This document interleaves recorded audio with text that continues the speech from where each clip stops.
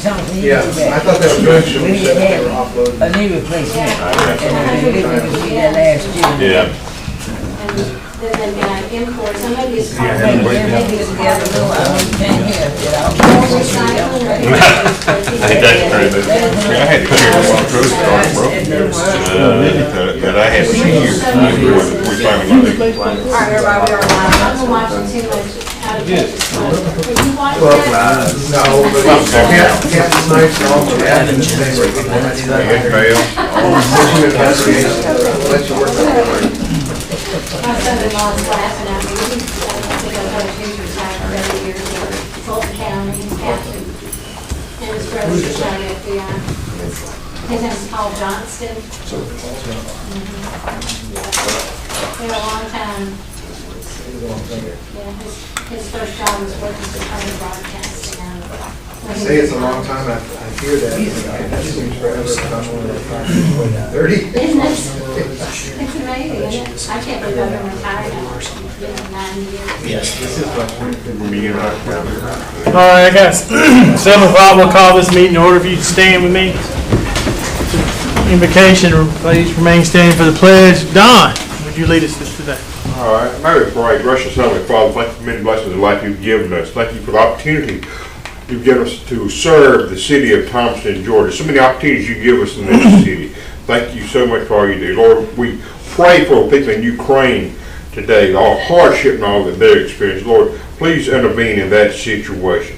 And Lord, intervene in our lives. Many of us are facing struggles and crises and other type issues. Now, help us, Lord, as we move forward. For it's in the blessed name of Jesus we pray. Amen. Amen. I pledge allegiance to the flag of the United States of America and to the republic for which it stands, one nation, under God, indivisible, with liberty and justice for all. First item is the approval of the minutes from the February 15th regular meeting. You received those, so I hear a motion to approve those. So moved. Motion, second. Any discussion? Hearing none, call for a vote. Councilmember Graham? Aye. Councilmember Middlebrooks? Yes. Councilmember Tucker? Yes. Councilmember Reeves? Yes. Councilmember Head? Yes. All right, next is the adoption of the agenda. Any additions and need anything moved around or anything? Mayor, I'd ask that number 1 of the city manager's report be incorporated with the city engineer's report, and the city engineer and public works director both address that. Okay, you heard that recommendation. I hear a motion to adopt the agenda as changed. So moved. Second? Second. Comments? Hearing none, call for a vote. Councilmember Graham? Aye. Councilmember Middlebrooks? Yes. Councilmember Tucker? Yes. Councilmember Reeves? Yes. Councilmember Head? Yes. Next is the city attorney's report. Nothing at this time, Mayor. City clerk's report. Just 2 quick reminders. March the 22nd at noon, we're going to have our final zoning public hearing. And then we have the April 5th city council meeting as the anticipated formal adoption date. You said April 5th. Yes, ma'am. And then also in everyone's packets, there is a GMA annual conference pamphlet, and it has all the classes, so I will need that back probably in the next 2 weeks so that we can go ahead and plan to get everybody registered. And you know that registration that happens fast, so. All right. Next item is the city engineer's report. Good evening. I'm going to have a 2-stage presentation tonight. Item 1 is planning for our 2022 T-SPLOST paving list this year. As you know, we've made slight modifications to this through the years. I think we kind of ended on a good note in last year's session as to exactly how we wanted to treat this. That makes it very simple just to move down the list. I just wanted to point out a few changes in the blue. If you've got this document I set on your desk, in the blue is what we're paving currently. Just an update on that project is the contractor will be in town next week and does not plan to leave after he begins. Good weather's moved in, so he is seeking to knock all of that work out without hesitation. But the 2 spots he wants to start, they have a concrete crew in where they have to do some base repair over on East Lee. So that crew will start there next week, and Triune Mill is the first spot to start with milling and paving. So all of that work, we're told, will start up next week. So be on the lookout for that. Just to remind you, we do have a cover-up policy in place, which has been part of the reason I'm told the contractor has been reluctant to start during questionable weather, because we don't want to have all these roads that have been milled and broken up and then have them sit unpaved for any amount of time. So the orange or brown, I guess it's an orange color, there is what we project for 2022. I think the city manager is requesting y'all's approval to move forward with this. Our goal this year is to get ahead of this quickly here in the wintertime, and so that we can pave during summer months, which is should always be our goal. So Nelson Drive, Public Works Director, recommended moving that to the front of the list. Probably would have picked up, or definitely would have been picked up next year, but Nelson is where we're receiving most of our complaints right now, and wanted y'all to consider willingness to move that up. We do, and in the past, and we continue to use this because I think it's a good way to plan, but we are a little high on our estimations still. And so what we usually find is that we're able to go 2 or 3 or 4 down the list further than what we expect at this time. So right now we budget for $1.3 million a year. That gets us Nelson plus the ones that are shown. And like I said, I expect by the time it's bid time that we would have a few more roads, 2 to 3 roads added to it. Any comments or questions on this? I would also add that city manager and I have been discussing reevaluating the roads after this year's paving.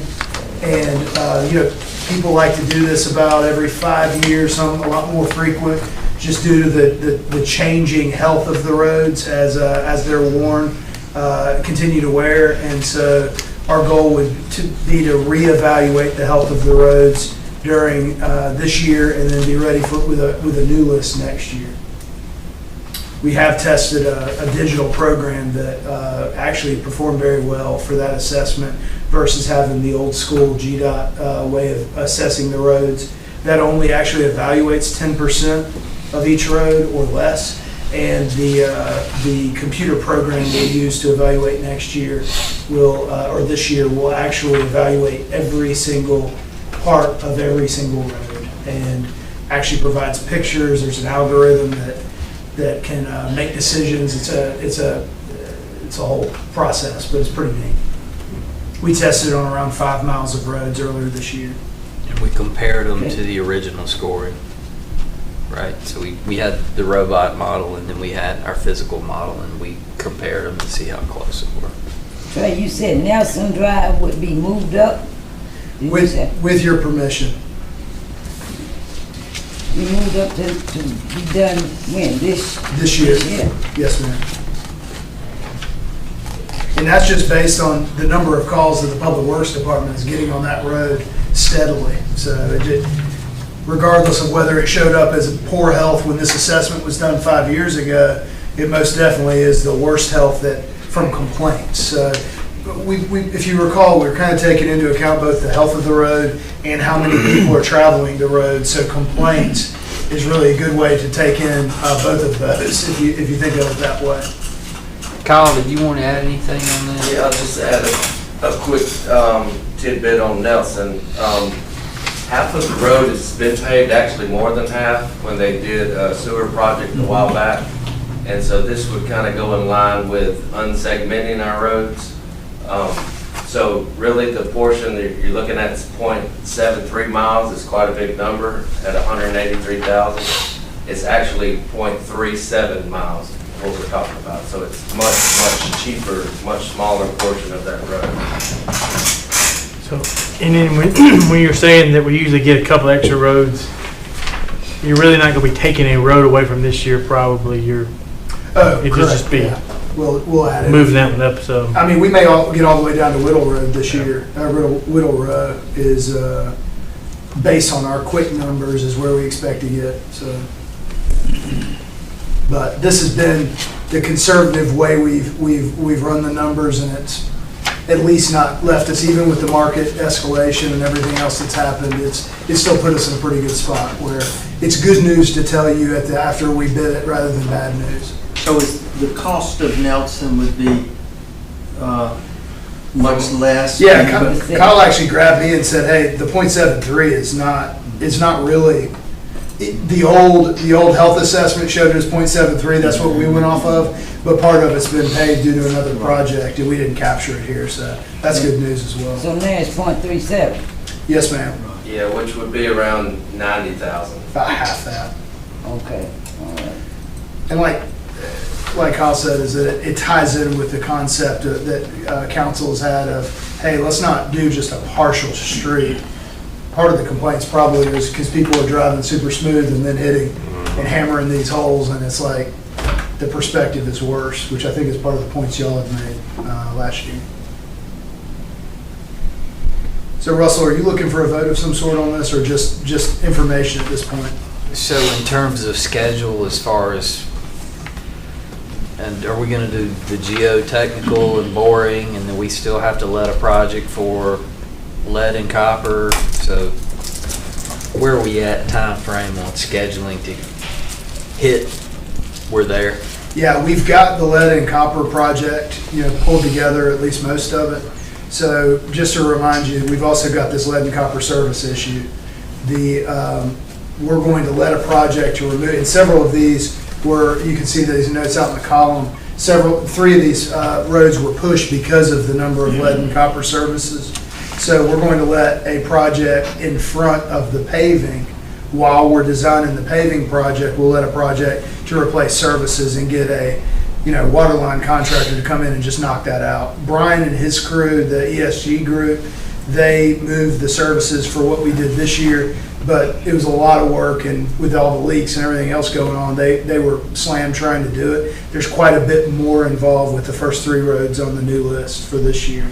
So, I mean, the timing, I'm hoping that we're paving late summer, and that's just the reality of the schedule. Question. Kyle, you said instead of $183,000, it would be around 90? Yes, ma'am. Okay. Because the length of the road. Okay, I see. Yeah, I see that. So we need a motion. If you're happy If with you're the happy with list. this, we'll need a motion to proceed with the payment schedule. We got a motion, I hear a second. Second. Motion and second. Any further discussion? Hearing none, call for a vote. Councilmember Grayhouse? Aye. Councilmember Middlebrooks? Yes. Councilmember Tucker? Yes. Councilmember Reeves? Yes. Councilmember Heck? Yes. Okay, next topic. Russell and I have been contemplating for many years, what the best way to offset capital needs as we peer forward. A lot of this has been driven through conversations of industry and industrial development and where our needs are to expand capacity, and how providing the county water and wastewater, and they've obviously been pushing development, which is great news. But as we consider these things, I brought to Russell's attention that several of my clients have utilized this Development Impact Fee Act as a way to include a fee that would offset future capacity costs, and rather than just raising rates on current payees into the system, or customers of ours here in the city of Thomaston. So the act allows communities to charge a development fee for select services. The only requirement for this fee, there's not a lot of administrative fees that go into it for a city or a county to impart such a fee, but it has to be fair to new development. And the fairness of that means that we've got to go through, we've got to have a capital plan. We've got to know kind of why we're doing what we're doing. And then we've got to make sure that the numbers add up properly as far as the rate calculation. And we also have to, there's a concern in the court system where it was contemplated that people were being double charged. And so where you see this credit needed for projected rate revenues for projects, we've got to do a credit system back whereby the new development fee is not, we're not double dipping on that, plus the cost of the ratepayer, because there is debt service calculated into that rate projection for what you pay for water. So this development fee has to be enacted, credited back the cost of the ratepayer. It's kind of complicated, but if that can make sense enough to move on. So current ratepayers, they're paying O&M cost. They're going to pay debt on existing assets, and then the extra amount built into the rates for the current ratepayer could go towards offsetting future capital costs. Where the needs for what we're facing, I'm going to go through this in more detail. So just if it's confusing at this point, just bear with me, and it may be confusing at the end, to be honest. But what are the needs that we're facing currently? We projected capital improvement needs over the next 5 to 10 years. Some of these may go out beyond that, and we're trying to take that into account on the rate calculations. But as far as water system needs, we know we've got to rehabilitate the intake structure, which has not had a penny put into as long as I've been here, which is 20 years or more. The wastewater treatment facility also has several projects that need to take place there, basically just to keep us up with our current capacity.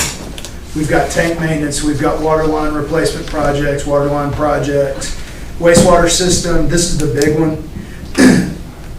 Sooner or later, should development continue at the rate it's going, we're going to have to put more money into the wastewater plants. And right now what we've done is put projects into rehabilitating the plants. Bell Creek is going to be in a good spot moving forward. Town Branch, that's where the future of the city will be as far as expansion. And we just built a big clarifier that's going to work into our plans in the future for expanding that plant.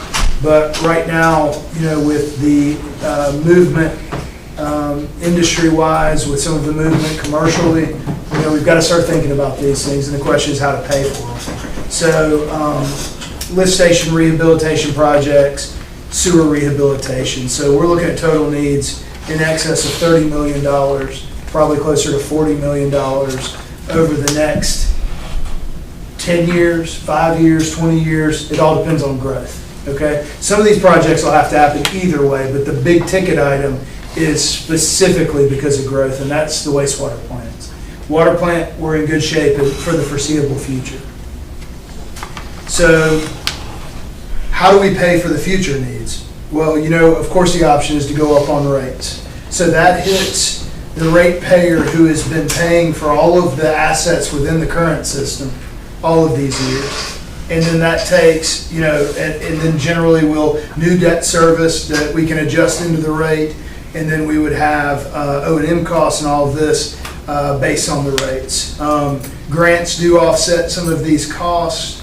Rate revenues can cover some of the additional debt, but when we look at raising rates, it's going to be a big number to raise rates if you're going to not have a development fee or something similar. So in order to offset some of that burden to the ratepayers, both current and future, the concept of the developer fee was put together. And this is the trend. I think it's kind of obvious as you think about this, and I just want to tell you what And it's been vetted in court, right? It's been vetted in the court, and the person that couldn't be here tonight to present this, so I'm doing it, is kind of the rate calculation guy. Y'all have your Electric Cities or whoever it is that comes in and works with you on power rates. So this guy that sits and calculates all this, he kind of ran through all these spreadsheets and presented it to me and Russell, and then we wanted to kind of just get the conversation started and give you an idea of what we're looking at here. But just to rip through the rest of this,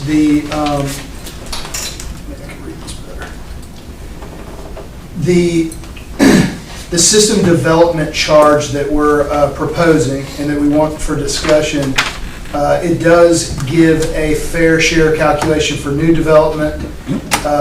What we're presenting is what we foresee as the maximum amount of that fee. Council can come anywhere below that and still be it's still defensible in court, and that's the key.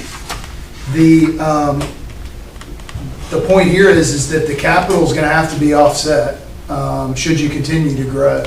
And so, any delta or any shortcoming within your budget due to the shortfall of the development fee and current rates to be able to offset it would be made up in raising rates. So this whole discussion is a way of putting it on new development, putting a fair share on new development for the new capacity that's needed for that development versus assigning it across the board to all of your ratepayers, if that makes sense. Even with the SDC or the this system development charge, it could be that you still need to raise rates, and it's likely, frankly, based on our calculations. Should all of these needs be there based on the growth? Okay? Should I skip this, Russell? Typical. You want me to dig into this, or? You can tell them what an ERU is, because it works in a little bit. Some of you may remember that we were talking about a stormwater utility at one time, and the ERU is exactly that same calculation. It's a equivalent residential unit. And so what the idea is here, we develop the base charge or an incremental charge for the new capacity to your residential ratepayer. And then we utilize that as a basis for calculating what that charge would be for every entity larger than that. So, and we do that based off of meter size and the volume of water they'll consume in a day. So that what this is explaining is 300 gallons per day per household is a calculation that's one that I have off the top of my head because it's used all the time. As to the typical residential use of water, the cost of capacity we calculated to a new home would be $1,350. The estimated revenue from rates to cover projects, this is what I was talking about, the credit we calculated to $439. So the SDC calculation is the cost of capacity to serve a single home minus the $439 credit to not double dip. This is what I was explaining to you before. And that comes up to $911 as a service development fee, a system development fee. And what we do is relate that back to a 3/4 inch meter, which is your typical meter size for a residential user. So we utilize that basis, as you'll see that $911 SDC, which is system development charge. You'll see that the 3/4, that's across the way from 3/4 inch meter size. And then we relate it through a capacity ratio that's provided by American Water Works. We utilize that to calculate what the fee would be for the different meter sizes. And so that, it's just a simple multiplication. So for instance, a 6-inch meter has 50 times the capacity of a single meter. So the multiplier is $911 times 50 equals $45,000. And this is, what we then do is come back into your current tap fee, and we look at that, we back out any extra cost that you would have allocated to your current tap fee allocation, and we make that's just going to be the cost to put in that tap. No extra cost, no extra part of the service fee. And then we utilize this as an add-on to that tapping cost or connection cost. And this is the cost to come to Thomaston and open up a new business or a new industry or a new multifamily development, whether it be an apartment complex, condominiums, hotels, whatever it would be. So we went through the same exercise on the wastewater system. In this case, we utilize an equivalent residential usage of 345 gallons, and that's because we put an allocation. Notice the water system was 300. We We use 345 gallons on this everyday usage because of inflow and infiltration. You'll remember us talking about the load of wastewater on our system is not all the load. We also have to account for stormwater finding its way into the sewer system. And so that's been calculated out by these different regulatory agencies as being around 45 gallons a day per house. So 345 gallons. The cost of capacity to serve a new home we calculated to be $6,360. The estimated revenue from rates to cover projects, which is the credit, is $1,954. Again, subtract those out to come up with the SDC calculation for one ERU or one household to $4,406. And we use a 3/4 meter here, which may sound very strange, but we're trying to make it where when someone comes and wants a water meter, we can apply that both to their water charge and their wastewater connection charge. So Russell and I are working through some of this. We also will have a volume calculation for each size that we'll utilize as well, but suffice to say this is quite a bit larger connection fee.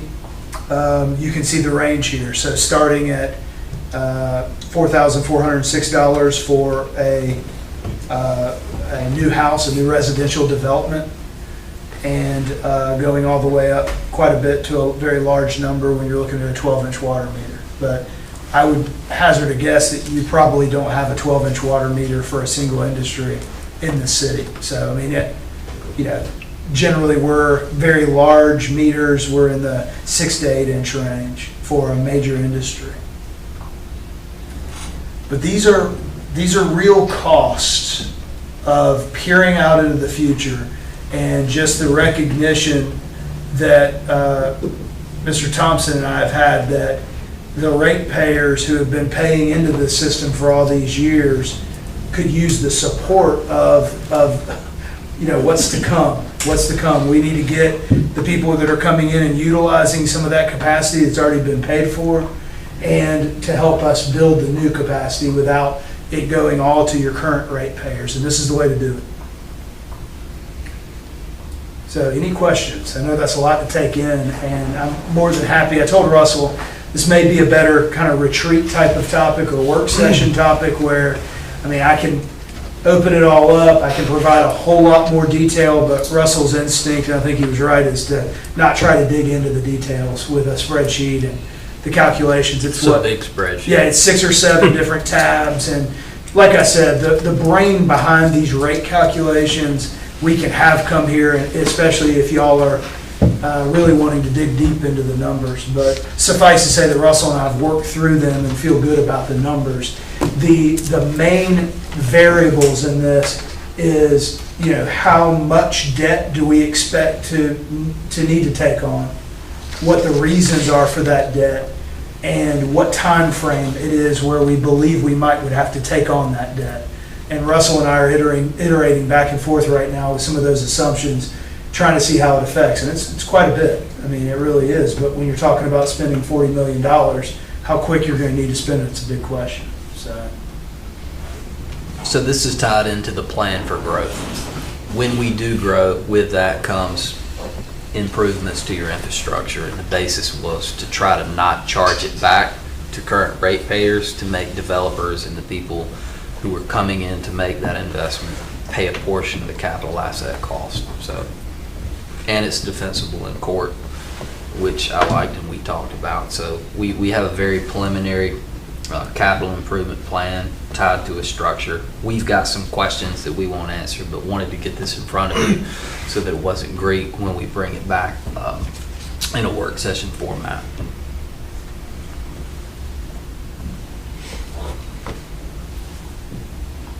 Any questions? Thank you. Can you cover that again? Please don't make me. Can you stay to the end of the meeting and let us ask you a question? Yeah, exactly. Do you need this or I'll email you. All right. So that moves to the city manager's report. First item for council is consideration, discussion, of potential authorization to remove 2 Glenwood Cemetery gates. So This is a question before council, and I don't know if it's a council question, but it's probably going to be a political question and a citizen question, so we wanted to bring it to you. Right now at Glenwood Cemetery, we have gates that shut and lock. Cemetery shuts down at dark. About every 6 months, somebody runs into the gate. If we get their insurance, we file it, and it costs us about $10,000 to $15,000 to fix the gate. If it's a hit and run and we don't catch them, we're gonna pay $10,000 or $15,000, and I think the last one was $36,000 to fix the gate on a hit and run, $34,000.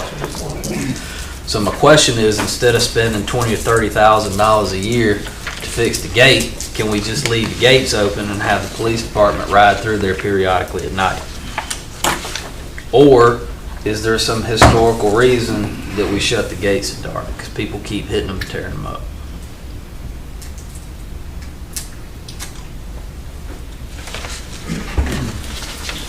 How about the police chief weighing in on this? We've already started patrolling it. I've already advised them that the gates are open as of now until we made a decision. So they've been instructed to do at least 1 or 2, loops through the graveyard at night. So, and to be honest, I don't know of any real calls that we've had out there in quite a while for his activity. And if we did get a call, we would just respond and deal with whatever's out there. Right now, we have 3 that are inoperable. All right, there's 5 gates total, and 3 are down. One of them was hit by a vehicle that we weren't able to find out. That gate's $34,000. The gate behind City Hall is estimated to be $6,400, something like that, to repair it. And the other gate that's, one other gate on Mallory Street is inoperable. We expect it to be about $6,400. So that's when I reached out to Russell, are we willing to put $50,000 to get these gates back up and running? Or, what's it worth to you guys?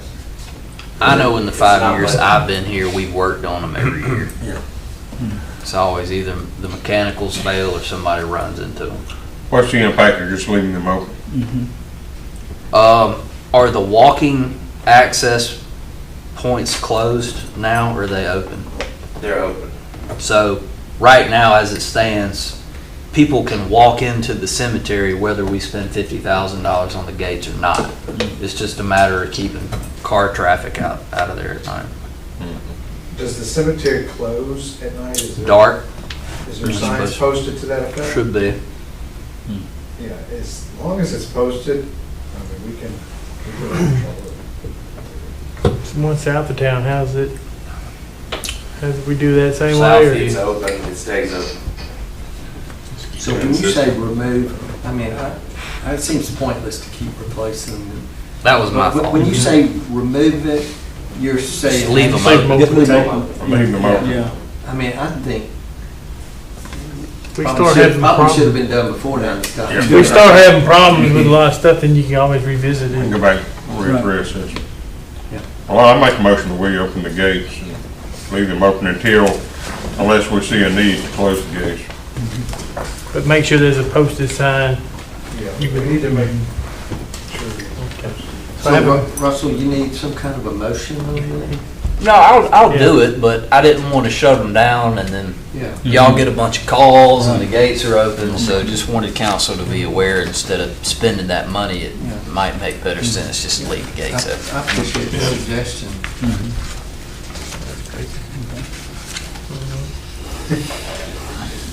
All right, the next item for council's consideration is discussion and potential appointments. If there are any nominations for any various city or joint committees or boards, and I believe we have a vacancy on historic preservation, 2 vacancies on historic preservation.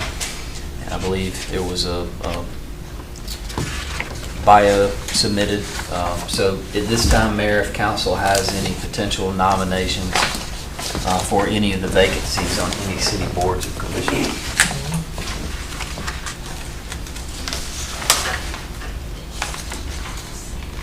Does anybody have any recommendations?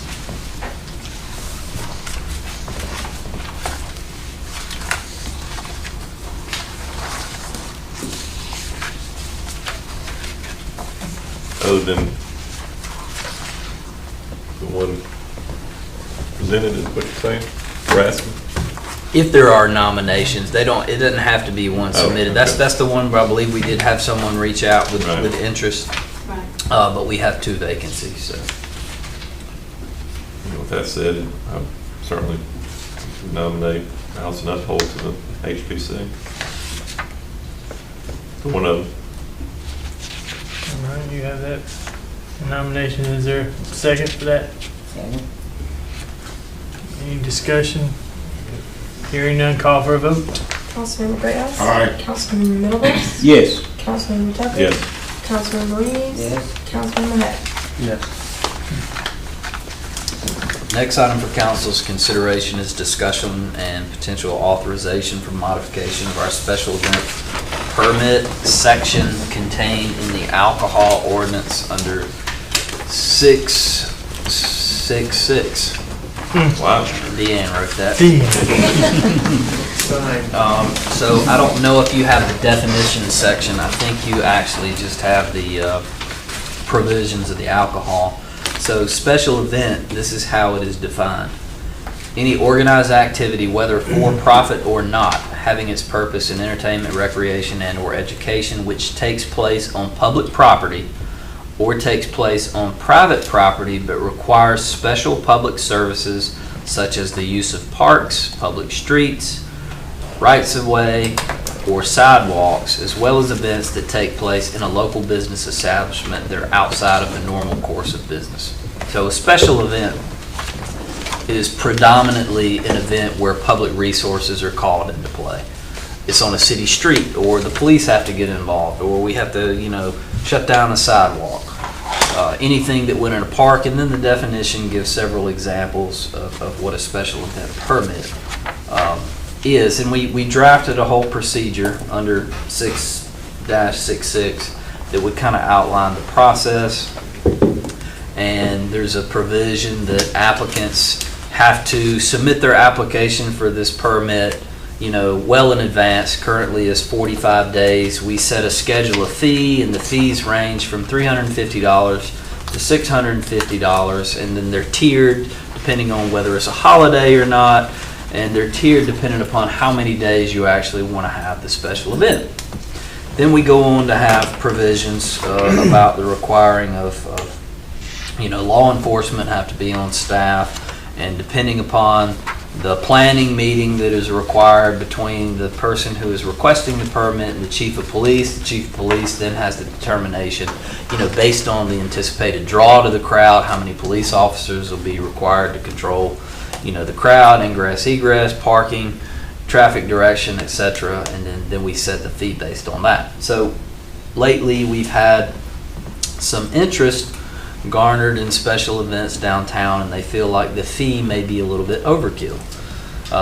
So I wanted to bring that to council's attention for discussion, and had a potential recommendation for the council that if it were to be a special event, since we've created the entertainment district within that geography, to consider lowering the fee and to give the city manager some leeway and discretion on time allowances for the application, but not any discretion over the police presence, right? Because I think we do need to have the police, so that provision would stand.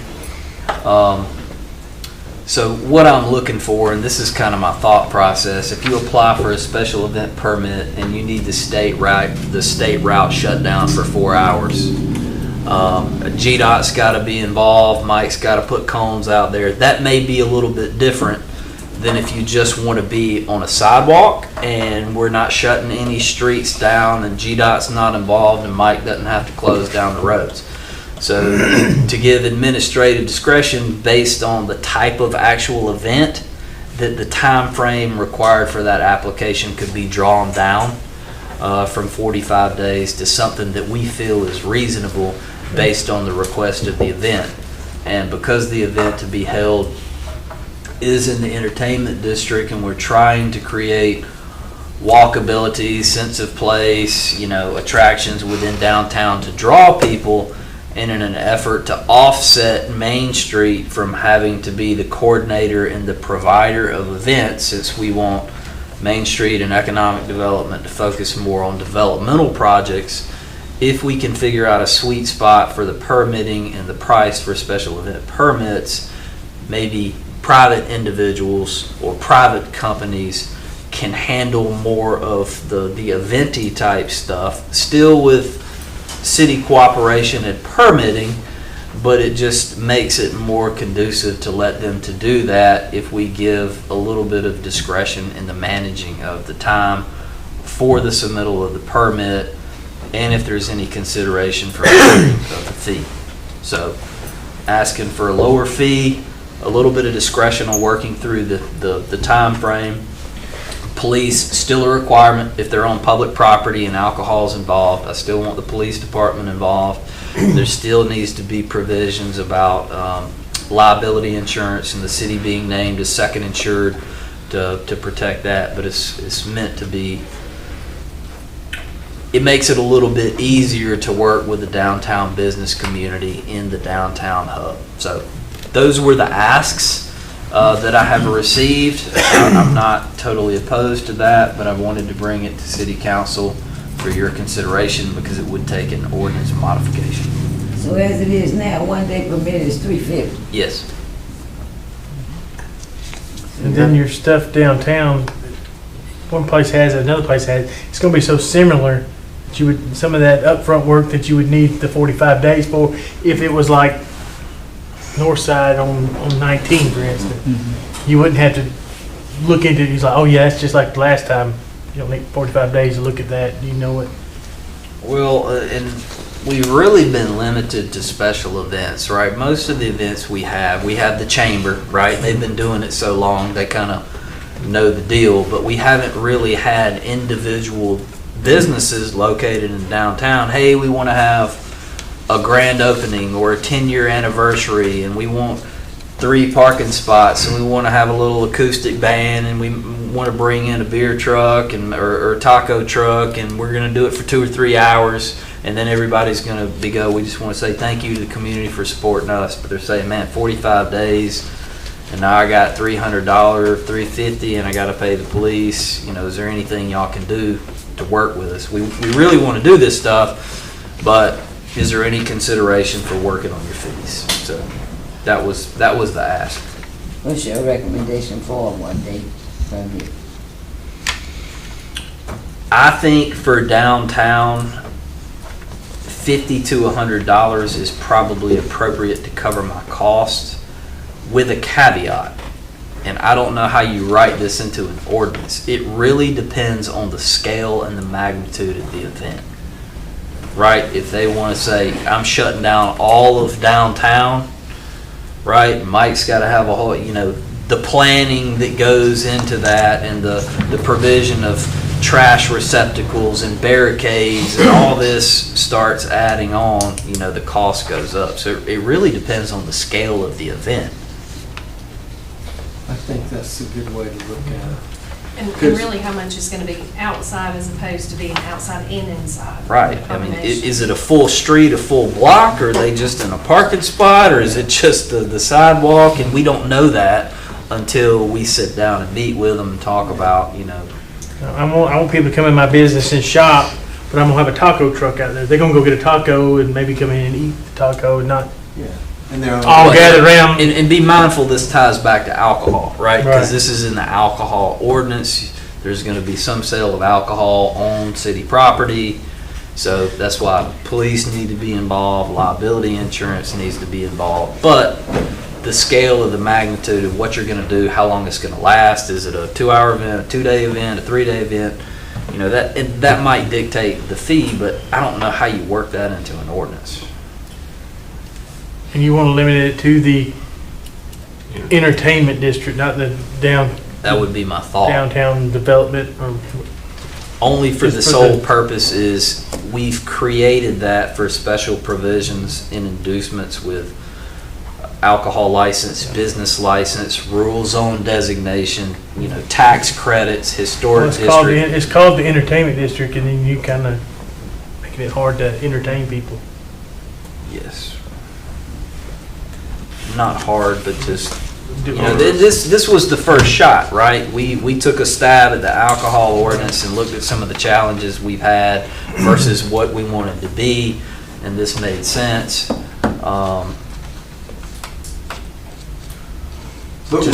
But right now, it's the 45 days, right? Yeah. And it's the 350. So, you know, I think I've had people call, and I know Brian has. It would be nice if we could have sort of I think we've done really well having some town hall type meetings to sort of say, this is what we're thinking, let's have your input on it. But we may have people that have already planned things, so what would you suggest so that, you know, I think it'd be nice to have the town hall, but are we in a position now to where you could have some leniency?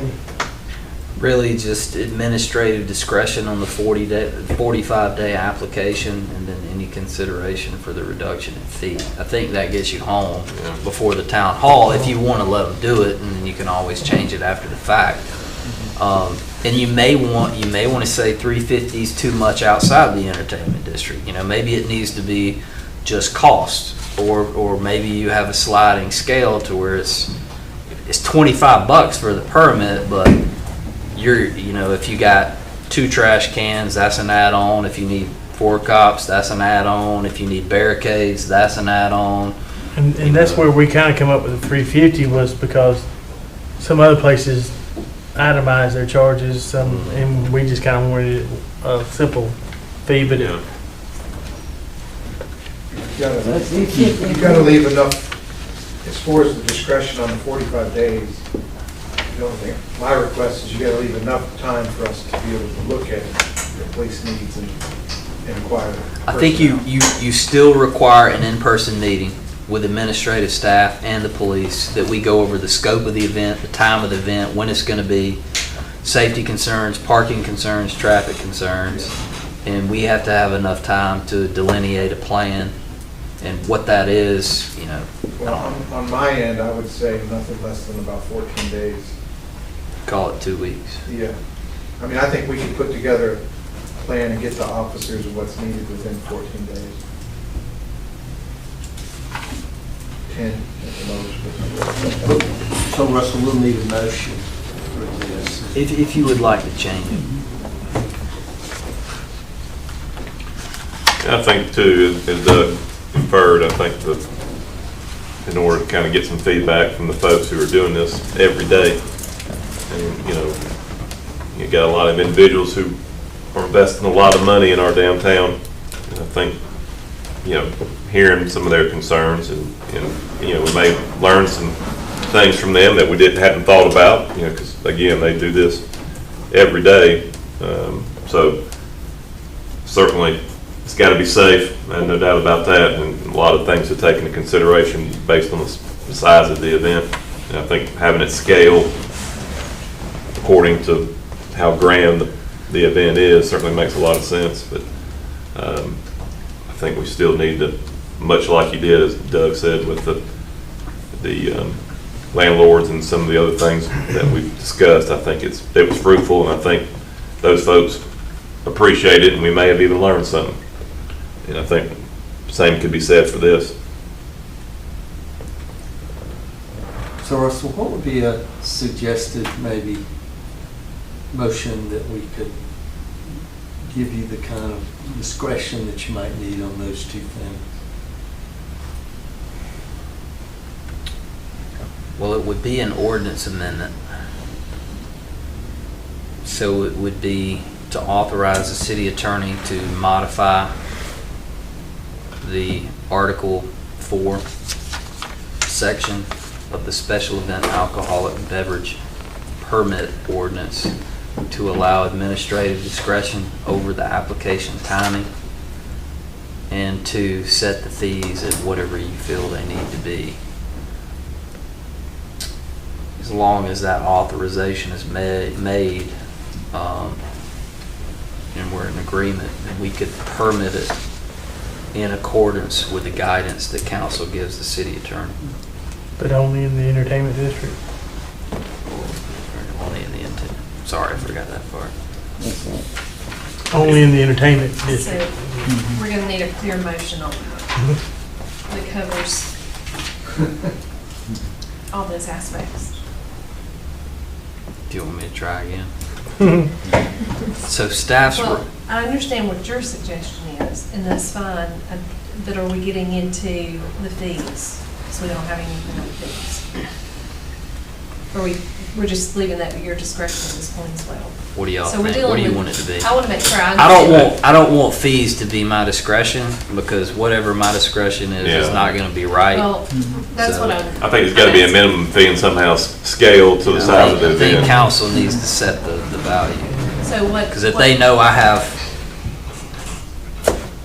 leniency, then, whatever I That's come up putting you in a with. tough spot.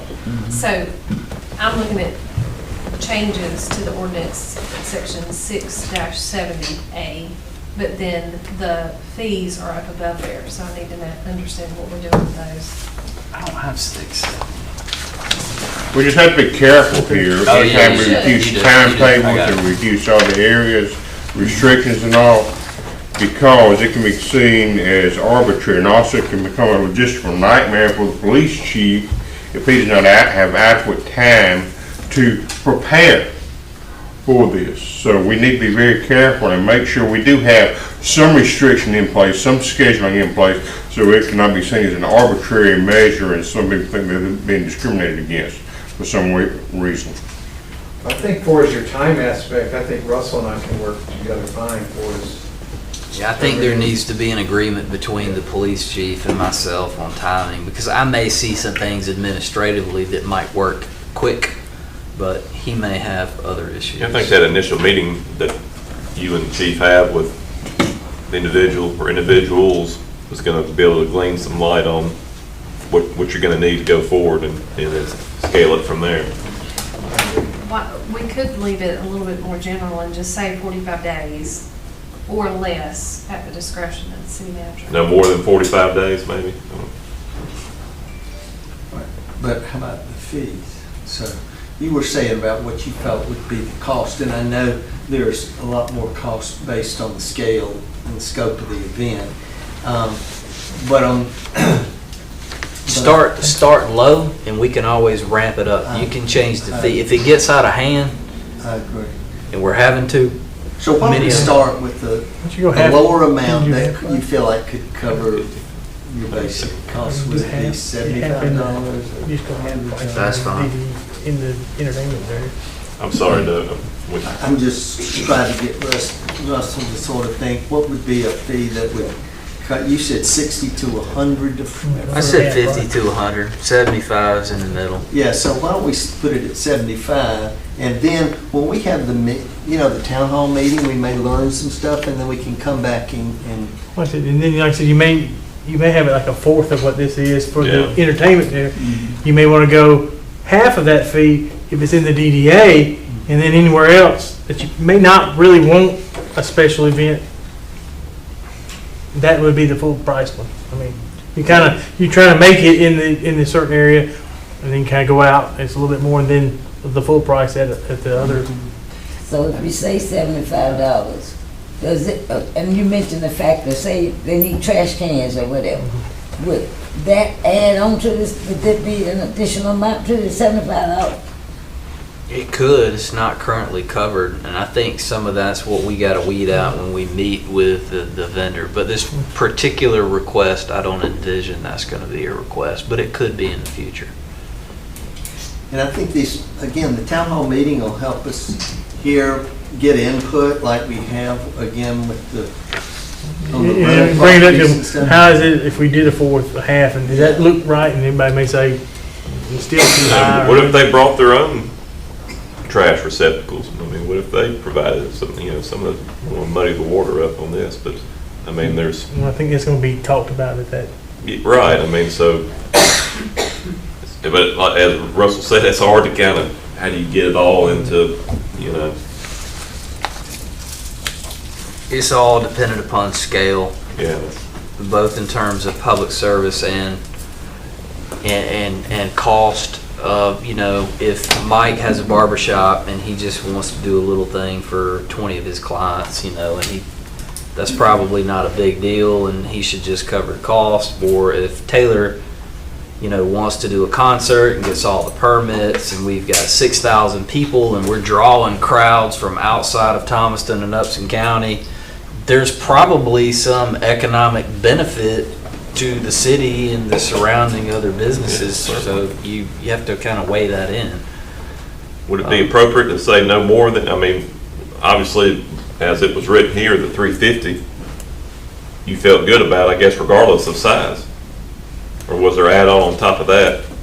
No, well, the police is an add-on, Yeah, right? I mean, There's a minimum requirement for police officers to be there. That was kind of understood, I guess, in there. So, I mean, is it maybe quoted as no more than such and such plus police presence, depending on the size? I don't know, but kind of giving them a max. I'm fine with that because this is fluid, right? Right. We're learning. We just created the district. We just loosened the alcohol regs. People are just now starting to do things. They've got cool concepts or what they want to open. This may change, but it's going to be dependent upon, you know, what we see and what the response is from the general public and the business community. You want to leave it no more than 350? It's up to y'all.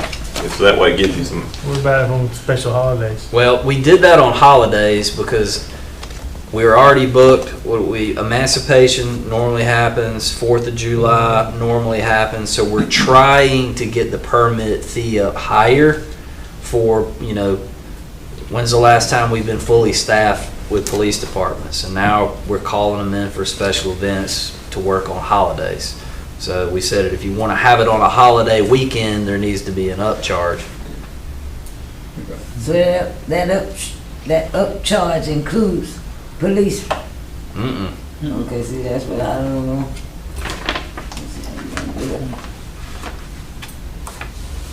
I mean, if you're adding the, I mean, by just what you said in that example, and if I'm not misunderstanding you, a lot of that on the holiday, a lot of that fee would be attributed to having police presence on a holiday. So, but your fee was the fee to have it plus the cost of police anyway. No, the fee is just for the permit. That's what I'm saying, but.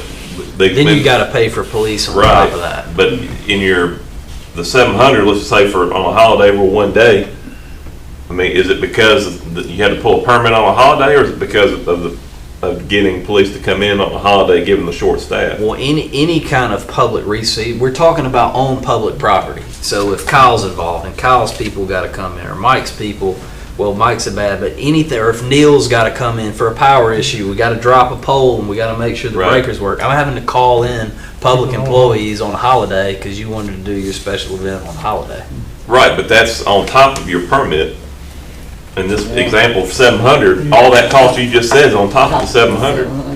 But if you paying the police Or is that officer $35 each time. Well, that's what I'm saying. Except for the police. Yeah, Okay. that fee covers all those things. Police would be a separate. Police All right, is The so that's event police people, is separate. if I'm correct, when we talked about it, the event people would pay, we would say, if you're gonna have 1,000 people, you gotta have X amount of cops, and this is the rate, and this is what it would be for X amount of hours.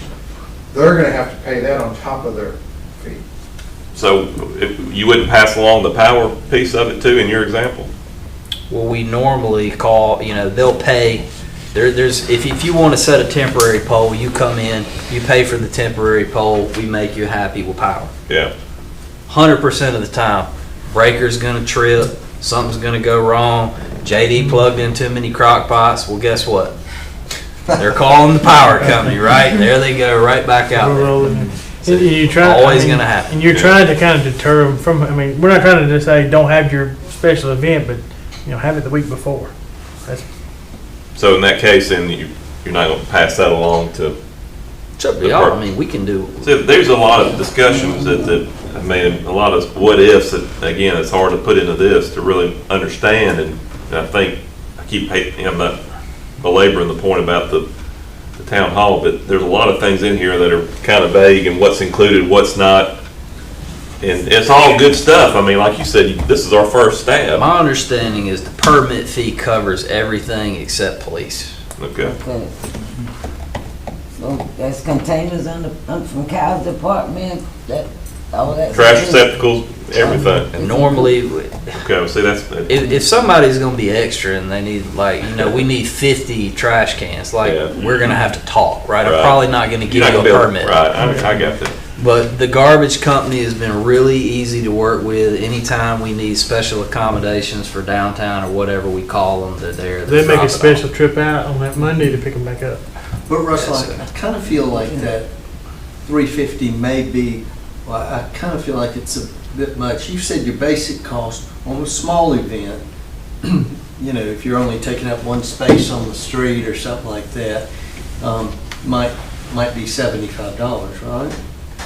I think we're gonna do no more than, depending scale, trying to take into account maybe under that 350, it could be a huge event to where it's much more resources allocated than what it would cost for the $75 example. Could be, but if you're my competitor over there, I might pull a special event permit just to block off your parking. Might be worth $75. Kind of extreme examples.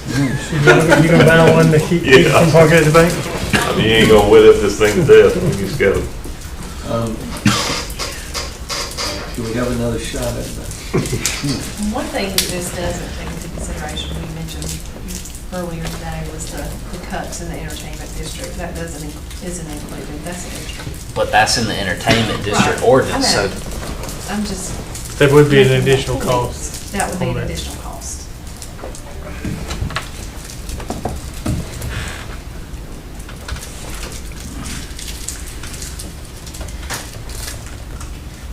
So, Can you and Dan take a shot at that? so staff's recommendation would be to authorize the city attorney to modify 6-70 of the alcohol ordinance in addition to 669 pertaining to license fees, and license fees to be $75 for a one-day special event permit, and to allow under 670 administrative discretion between the city manager and the chief of police with regards to the 45-day requirement. $75 for one-day entertainment, special event permit in the entertainment. In the entertainment district. So does that $75, if I need trash receptacles, does that $75 covered up? I'm gonna get you one. I need 3, you gonna get me 3? I'll get you 2. Well, you need to determine what it's gonna be after the 2, that's all you can The only way to cover it all is to go high with your fee. Yeah. That's the only way to Hey, cover it Russell, all. I think she's getting at what Ryan is it'd be nice to come up with a scale, show how that $75 might increase a little bit with scale if there's more work to be done. But I think what you've said, but the minimum is workable, and then through the town hall and through further discussion, we may make some adjustments for scale. So my understanding is this is just kind of a gap filler for the minute, right? Until we can have a town hall or some Right. kind of talk session. Because if And to bring back for full review. if you're gonna end up, even if it's a small event down there, you're gonna have to shut off some road. I mean, is that gonna cover the time it goes through all that administrative people that's got to write letters and? Well, that's when you get into, are you trying really to cover all your costs, or is there a soft but Yeah. tangible benefit to having activity and events downtown? Right? So you probably eat a little to get the activity right. and the vibrance that you want, and we kind of grow it from the ground up. If it's successful and people do it, we'll learn the process, and if we have problems, we can address them. And I think Russell covered it with 75. So just clarification. You want me to do it again? No, I don't, I've got it. But for clarification, all I'm adding to section 669 is a little section that's going to say specifically about the special event permits in the entertainment district. The next section that says permits for any times that do not include a federally recognized or designated holiday or holiday weekend outside the entertainment district. And then just leave everything else there until later. So that would be part of the motion. And the motion is to authorize the city manager to act within the purview of what the request is until it can be adopted. That stays the same, that stays the same, you just put another paragraph in. And it's only a 1 day permit, no 2 days, no 3 days, just a 1 day Works for me. for right now. I'm gonna be consistent with whatever you do. So you're just really gonna add a paragraph there. It says, main, So, can I put that in form of a motion? Absolutely. have a motion, do I hear a second? I'll second. Any more discussion? Hearing none, call for a vote. Councilmember Graham? Aye. Councilmember Middlebrooks? Yes. Councilmember Tucker? Yes. Councilmember Reeves? Yes. Councilmember Hatt? Yes. Next item for council's consideration is discussion and potential action with regarding a resolution tied to the Connected Resilient Communities designation. I'm going to ask Mr. Smith to come fill you in, tell you about this resolution and the program and what the potential benefits to the city are. Good evening, Mayor, Council. It's exciting. We've been talking about growth all night long. That means I must be doing something right? So I was scrolling through LinkedIn one day and I saw this new program that University of Georgia is offering. It's an opportunity for us to apply for a designation. So I'm just going to read a tidbit from the actual news release and then we'll talk about it a little bit. So the overarching goal of the program, called Connected Resilient Communities, is to enable communities to leverage university resources to create sustainable change that enhances the perception of Georgia communities and increases economic opportunity and well-being. The program will be facilitated by the Archway Partnership, a UGA public service and outreach unit. Using its capabilities in data analytics, community engagement, and technical assistance, UGA is ideally positioned to partner with communities preparing for economic development opportunities in the future. Perception. There is a perception about our community that we are looking to change. Growth, opportunity, economic development. These are all things that we're seeing in our community. But with that, as our city engineer stated tonight, there are challenges. There are challenges that come alongside growth. There are challenges with infrastructure. There are challenges with roads. There are challenges with sewer, water, utilities. There are challenges with maintaining the small town community aspect that makes Thomaston special. I can attest for myself and Oasis and the city admin staff, we're working every day. It's busy. It's very busy. This is a great opportunity for us to come together and identify some of these challenges that our community is facing.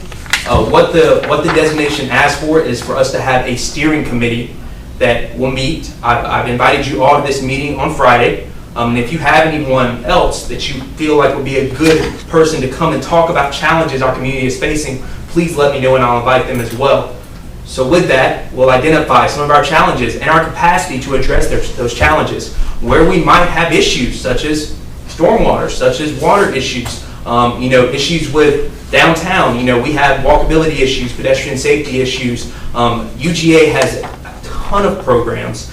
Cybersecurity, infrastructure, economic development, housing. Housing is a huge issue in our community. So there are multiple programs within this designation that if we're awarded over the next 12 to 18 months, UGA faculty, staff, students will come, they will work with us to identify opportunities for us to address some of those challenges and help us, really be successful, as I feel like the city of Thomaston is primed for success over the next 5 to 10 years. I truly believe that this town is on the cusp of growing tremendously. But we want to make sure we grow the right way and that we're prepared for that growth. And I think this designation, at least applying for it and realizing that, we need help, let's take advantage of the opportunity.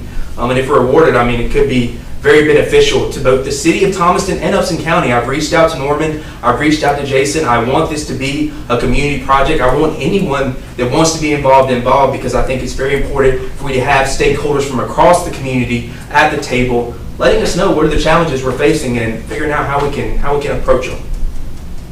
So that's why I want to apply for this designation. And it's no cost. It's no cost, unless we decide that one of their programs is really good and we want to implement something, which that's the point of this. If we can figure out ways to address some of the issues through programming, let's do that. You say you sent out invites to the meeting on Friday? Yes, ma'am, I did. I emailed those last week. I have to go back and look at that. It's going to be at lunch. It's going to be 12 to 1:30, and I'm going to feed you. So Where is it? it's going to be here, upstairs. Friday, 12 and 1:30. Yes, ma'am. The email's attached to this. The email's attached to the resolution. You just need us to vote on this resolution. for this. Yes, just supporting it. You know, I'm going to reach out to DCA, Department of Community Affairs, and ask them to write a letter of support. You know, ECG as well. You know, Beth Camp, I'm going to reach out to Ms. Beth Camp. You know, I think it's very important to have our community stakeholders, you know, supporting this and supporting, you know, the growth and the opportunity that we have here. Do I hear a motion to adopt this resolution? So moved. Second? Any discussion? Hearing none, call for a vote. Councilmember Graham? All right. Councilmember Middlebrooks? Yes. Councilmember Tucker? Yes. Councilmember Reeves? Yes. Councilmember Head? Yes. We'll see you on Friday at the meeting. Next item for council's consideration is discussion and potential action to authorize an extension of a moratorium regarding convenience stores. You have a copy of the proposed moratorium extension attached with your packet headed G6, and specifically says that it shall be extended until April 15, 2022, or until 9:00 a.m. on the day following the adoption of the new zoning ordinance. As you recall from the last meeting, we postponed the adoption of the new zoning ordinance until April, so this will get us through hopefully until adoption.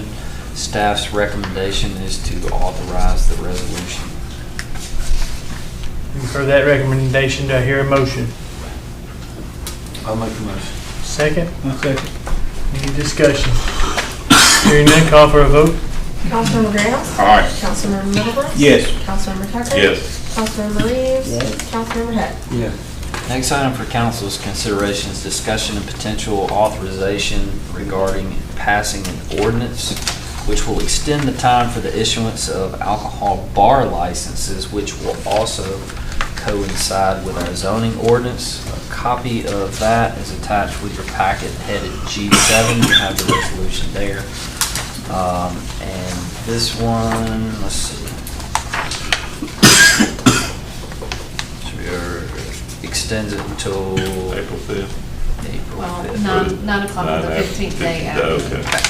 the adoption. So we'll begin the issuance of the licenses at 9 a.m. on the 15th day after the adoption of the new zoning ordinance. I just want to make sure we have enough time to get any kind of forms ready and All right, so the staff's recommendation is to authorize and pass the resolution. You've heard that recommendation. Do I hear a motion? Make a motion. Second? Second. Any discussion? Hearing none, call for a vote. Councilmember Graham? Aye. Councilmember Middlebrooks? Yes. Councilmember Tucker? Yes. Councilmember Reeves? Yes. Councilmember Head? Yes. There's also been people that contacted me that have kind of questioned the whole bar license. Is that something that we, I mean, between now and here, could look at and maybe, is that something that, Included in that. do we, you know, maybe we include it in a town hall and say, hey, do we really want this yet? I mean, not saying we'll never have that, but are we getting ahead of ourselves? Because we see when we're doing some of these other things, ooh, we didn't think about that, we didn't think about that. It would be easier to add a bar license later than try to take one away. That's When you talk about bar, you talk. like just an alcohol Yeah, bar. so the way the alcohol ordinance works now is we kind of took training wheels off, no brakes, right? It used to be 50% food sales to hold alcohol. Then we changed that and we said, all right, it doesn't have to be 50% food sales, it can be 50% any sales. And then as long as it's not rental and you can have alcohol, we went a step further and we said, well, if you're a restaurant, you can pour within that used to be designated perimeter to a church. We got real lenient. Bar license, we said we're going to create 2 of them, and that's, you don't have to have any source of revenue from an additional source. It can be 100% alcohol sales. So the thought was, have we already made it easy enough with the provision of I think it's what some people have thought about. Have we made it easy enough that we cover about everything that we want to come here, except for like a bar? And would we want to wait, see how that goes? Any trouble? I mean, a lot of people are worried about the police, if it's going to be just total alcohol sales, that could be really, could cause a lot of problems. And my thoughts were, I'd rather pause on that one and wait and come back in 6 months or a year and go for one, rather than, okay, we give Taylor his bar license and there's a huge problem, and now we're trying to, how can we get, we need to stop having bars because of that. So you're saying just hold off on the bar license complete? Just hold off on that and revisit it, after we've implemented all these other alcohol ordinances and we got the new stuff. Do we just, err on the side of caution? Let's hold off on that until we really make sure we get a good grasp on everything else. I think between that, we talked about it at that town hall, then we'll probably have another work session between now and this date, wouldn't we? Yeah. We're talking about April 5th. April. That would be the date that we're anticipating adopting all these things. But I mean, it wouldn't be too much, it would be a whole lot of trouble if we held that section out until implement everything else, and then You just reserve it. Just strike the effective date and reserve it. How many bar licenses did we agree to? 2. Within the DDA. within the DDA area. So, I mean, you kind of narrowed it down, but I'm just worried if we maybe, let's slow down, we're already relaxing a lot of the stuff to allow, and I think most everybody that has looked into and has talked to, without getting into detail, we haven't really had anybody that says, hey, I want a bar yet. It's been, the majority of it has been Rest- some type of food concept involved. And they've kind of liked the idea where Alcohol. the 50%'s kind of been laxed a little bit, so you don't have to worry about that. But before we get too much interest in somebody coming and say, hey, I want a bar, do we want to hold off on that? My thoughts would be, let's push it down the road. Not saying we'll never have one, but let's see how this other stuff works out. Make sure we don't have any, you get some of these other stuff, you start having 2 or 3 different alcohol locations downtown. Mike comes back and says, hey, I was having 3 calls a week downtown. Now I'm having 50 calls because of that. You ain't already opened yourself up to something that could be even worse with a bar location. And I guess that has to be really decided today. We've got some time to think about that. We can bring it up at the town hall if you want. Bring it up at the See town if hall, there's then any- we can talk about that next Right. meeting if we want to just, like you said, just hold off on. Do you have an idea when that town hall meeting would be? I was looking at the calendar, and we could do a work session, if everyone can make it, of course, on the 15th, prior to city council meeting. That's Well, we not had talked about it, and I got it on the thing to start doing them on the Friday between the 2. So like you wouldn't have a work session this Friday, but next Friday we'd have one, and then the following Tuesday would be another meeting. And I almost put that on our calendar a couple of hours. I wouldn't think you'd need, 8 to 10 at the most. Yeah. That way we can discuss some of all this stuff in those time frames. With breakfast provided by Yeah. our city attorney. So that would She be, hear that? that'd be the 11th, and then I just don't clear. we could have the town hall. Yeah. One thing I can say is, I think it helps those of us who works, and I don't know if Ryan would agree, but sometimes it helps if you have it 12 to something, because then you can have lunch and we can cover, we can eat lunch while we're here, and that way we don't have to.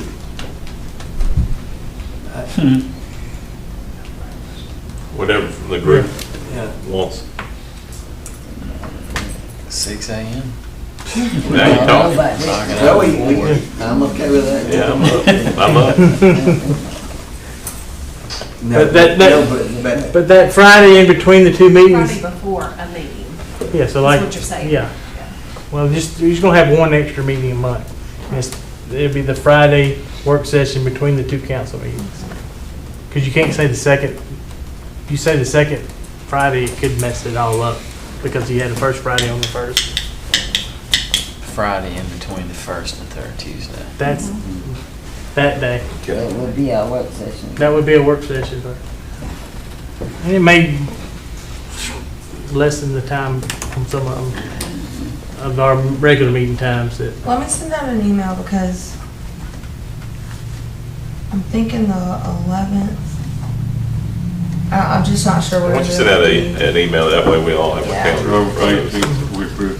Mm-hmm. Not, I mean, it doesn't, Jeff, I don't know what your preference is. If You got morning or- Friday. Friday good, yeah, but Friday good for me though. I'm good on Friday. So either in the morning or the afternoon, Friday a evening, lunch yes, thing? yes, that's good. Yeah, I wouldn't want to go any later than a lunch thing, I would want to get. And then we could potentially have the town hall meeting on the 17th, which is a Thursday. Well, it's advertising for the meeting. Yeah, that has to be done. You're talking about town hall? Wouldn't the town, we Oh, already had the town we'll have a hall. meeting after the town hall. Well, we'll meet on the 15th, so we'll have a meeting before. I want to switch it. I'll just send an email. Yeah, send it that way. I And can make sure we look can at have it. a quorum. Yeah. Town hall being sometime in what, in March or April? This month. Sometime this month. Mhm. Venue, Like in here, or upstairs, I mean. I'd say the break room upstairs.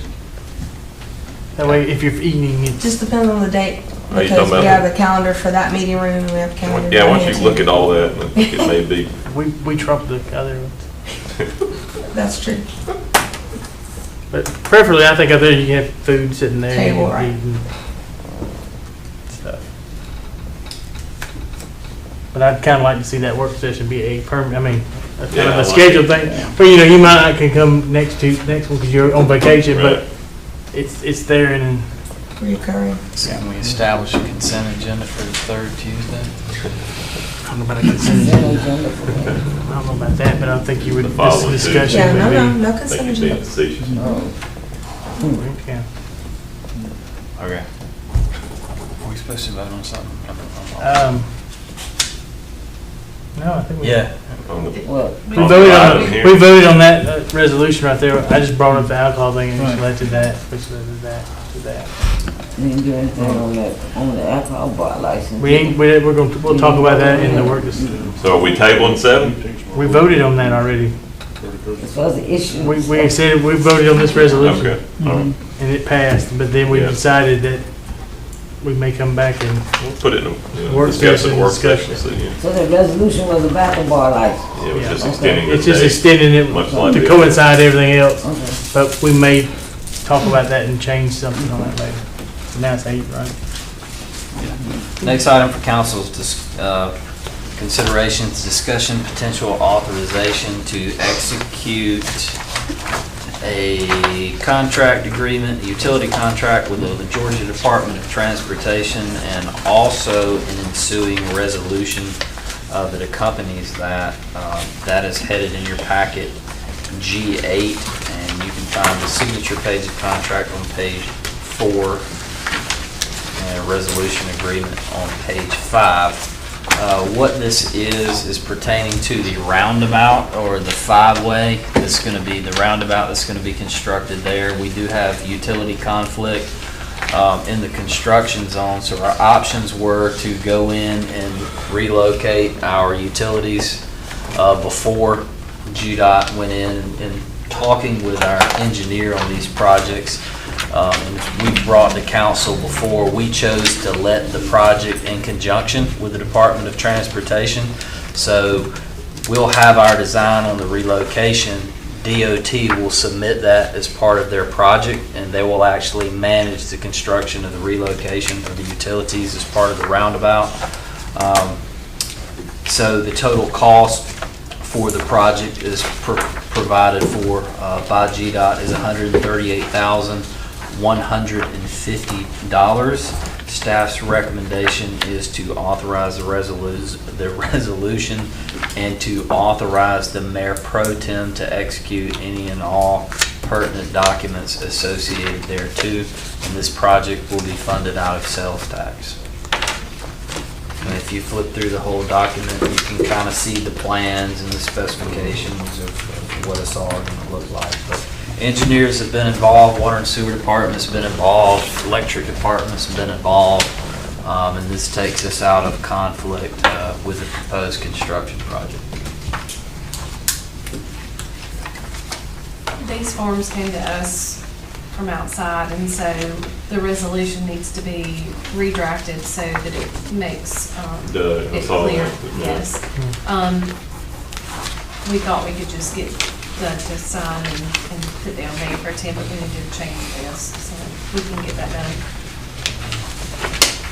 I'll make a motion based on the city attorney's amendment. Second. Thank you, Ben. We got a motion and a second. Any discussion? Hearing none, call for a vote. Councilmember Graham? Aye. Councilmember Middlebrooks? Yes. Councilmember Tucker? Yes. Councilmember Reeves? Yes. Councilmember Head? Yes.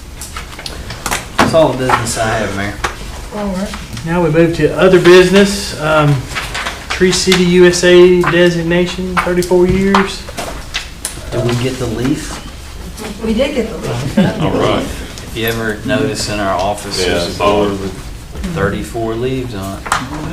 Fantastic. And will there be any, usually have something program or something usually? On Arbor Day though, that's when we do it. Sometimes they present us with a flag. Yeah, we're gonna do Arbor Day in April. That's National Arbor Day. Okay. We Georgia Arbor got, Day's already passed. we kind of got all crazy, I think, last year on Yeah, we dates. did. We'll blame Russell. It's all Russell. Russell's on my really good list. All right, next item, the memory marker and donated flags. Yeah, so we had some conversation about this at the last council meeting. There was some questions, concerns, thought.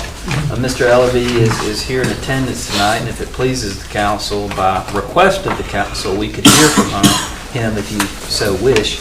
But there was some thought of, what is the in memory of? Is it the American flag, or is it the perpetual donation of the flags for the particular site? What it'll look like. So Mr. Ellerby has graciously agreed to provide flags for the fire department, as long as he's alive, and that this was just supposed to be a in memory of kind of placard right there in front of the American flag, and he's kind of scaled it out so you can kind of see what it would look like by dimension. This is not the scale, but the scale is at the bottom. So wanted to bring that back for council's thoughts and consideration, and if it pleases the council, by request of the council, if you would like to hear from Mr. Ellerby, he is here in attendance. This is kind of like a cemetery marker in It essence. is 2 feet by 4 feet, 4 inches tall, and it can be at the full 4 inches, or we can depress it into the ground if you'd like, so that it just shows the surface. Doesn't make any difference to us how.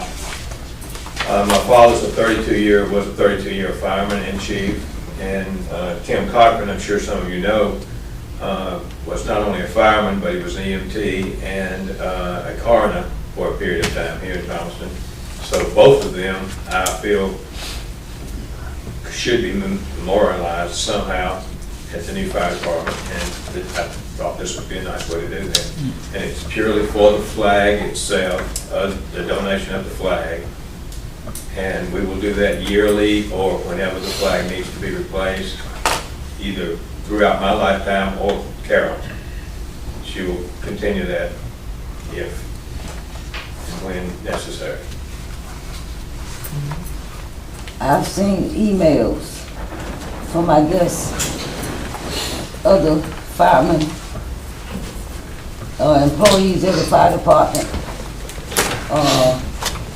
And I have no doubt that what Mr. Elby and Cochran have all, done things for the city. And I remember Mr. Cochran who was a coroner. I remember Tim.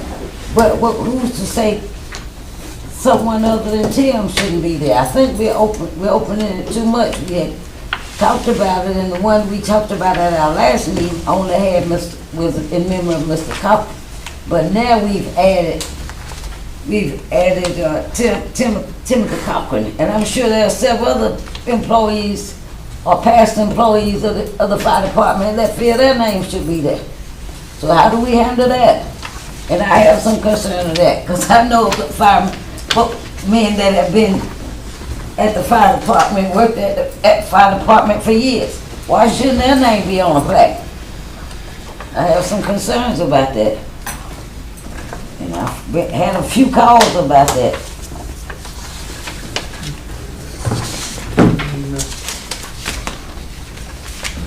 Anyone else? Well, the only thing that I might say is this was a case to where Ms. Valaby had come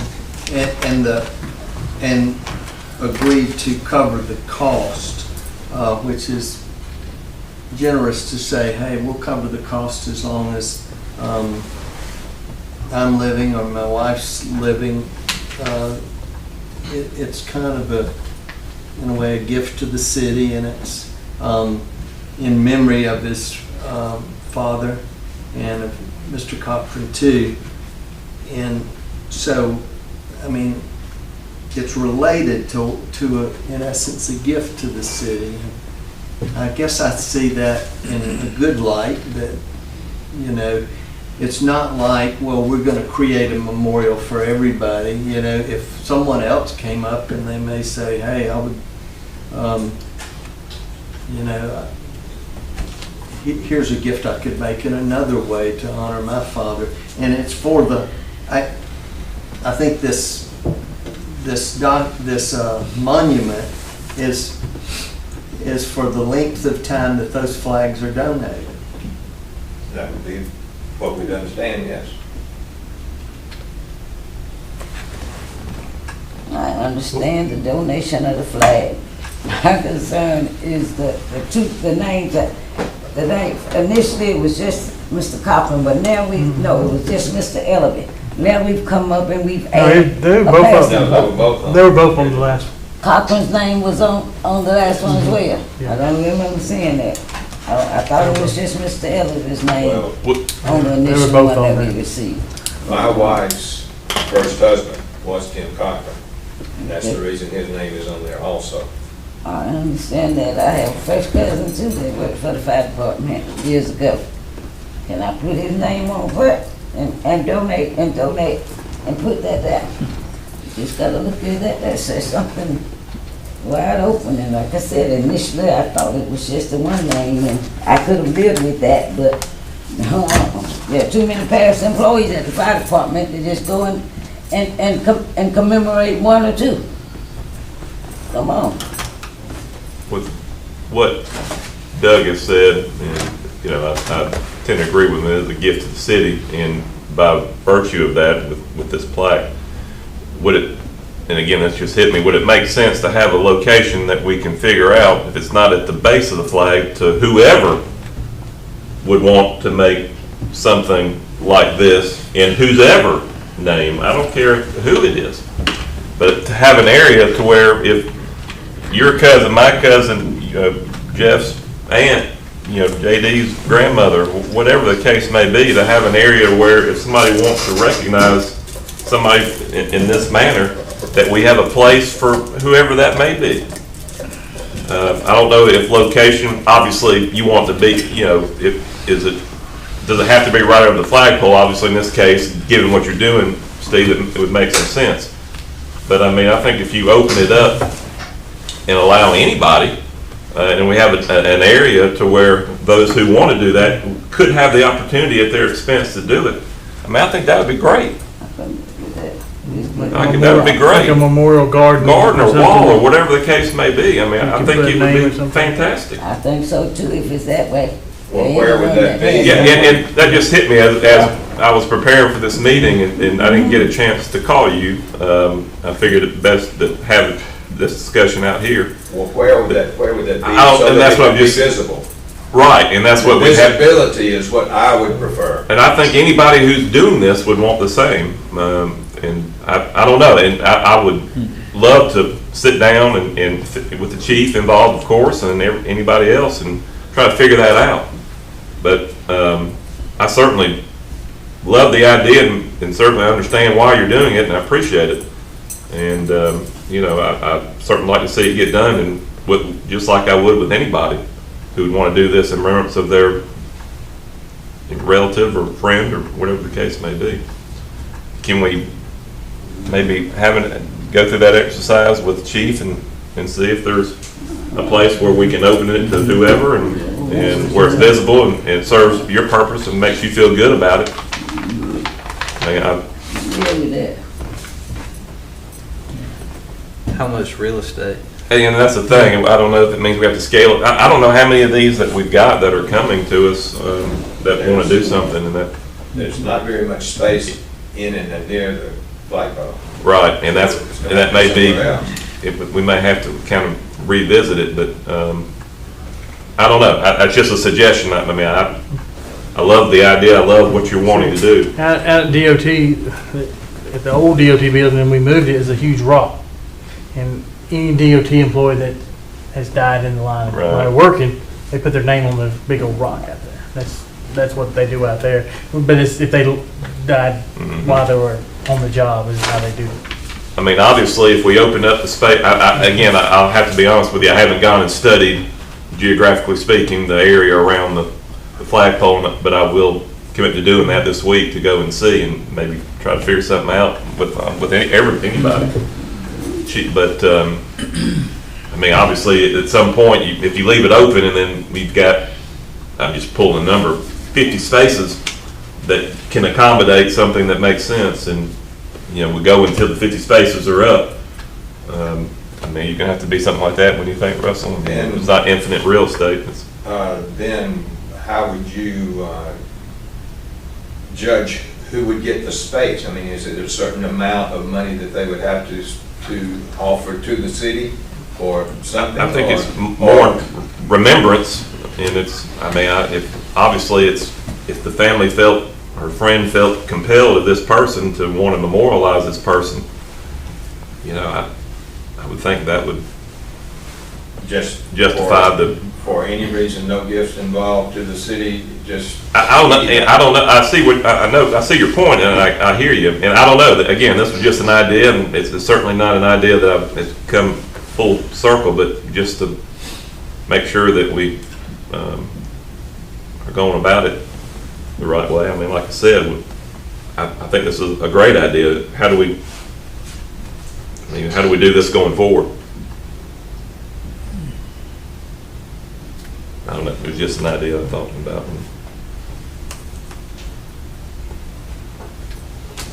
Any other thoughts, comments? So I think we're all thankful that Absolutely. Mr. Allaby would want to memorialize his father by a gift to the city, and I guess that we need to, he's given us the example of what he thought, so maybe we should just take a little bit more time to think about what space is available and how something could be done. You got time to meet this week, Steve? We can go out there. Yeah, anytime.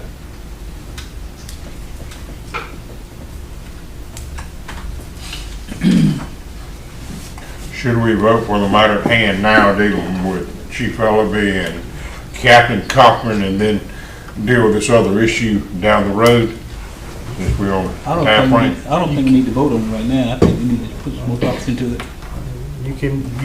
You have the right to make that motion to vote, or you can, like I said, look into it further. I think we need to go ahead and make a motion to vote to approve the donation from Mr. Ellaby and his wife in the honor of Chief Ellaby and Captain Tim Cochran at this time. All right. I hear a motion. Is there a second?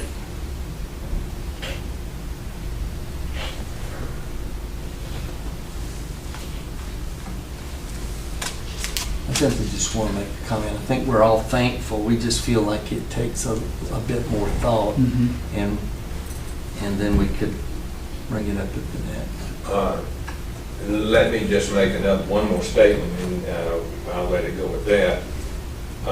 If we cannot use the memorial itself indicating who this is for, I wish to take back the option to supply the flags. It doesn't do what we want it to do if this memorial is not part of it. Now, where it's placed, that's not important.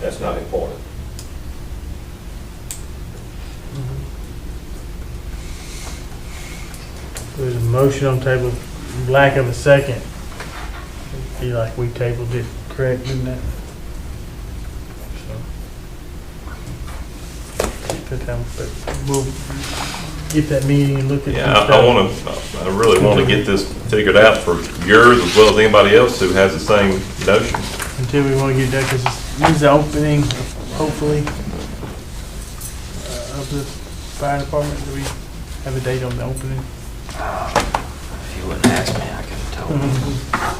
No, I can give you the date, give you the move. And Steve, just so, and I won't belabor this, you made a point, and I want to make sure I understand what your point was, or statement was. So you're saying that the location of the plaque, you said, doesn't matter? No, as long as it is visible. Visible, okay. I mean, I really think that we can make this happen. Without the plaque, No, I wish to withdraw the. Totally understand. Okay. I mean, I think we can make this, I think there's some common ground here to make it work for everybody. Thank you.